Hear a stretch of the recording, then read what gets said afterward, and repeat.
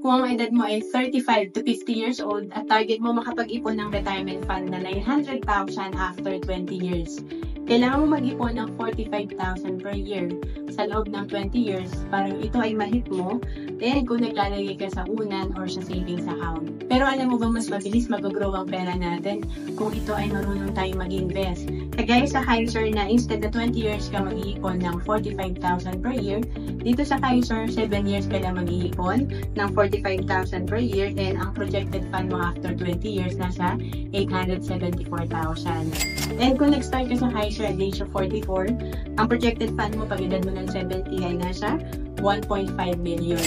Ang Kaiser ay good as cash after 20 years at kapag hindi pa natin kinuha ang fund natin after 20 years, patuloy pa rin mag-grow ang fund natin sa investment at may healthcare benefit pa rin tayo. Ang Kaiser ay 3-in-1, dito tatlo na yung meron ka. Kasi dito meron kang investment, healthcare at life insurance. Kaya tinatawag na level 1 investing. Dito rin ako nagsimula noong 2012. At maganda rito, kahit OFW ka, pwede ka mag-apply sa Kaiser dahil meron tayong online application. To know more about Kaiser, message mo lang ako sa FB, Roan Celis Capistrano.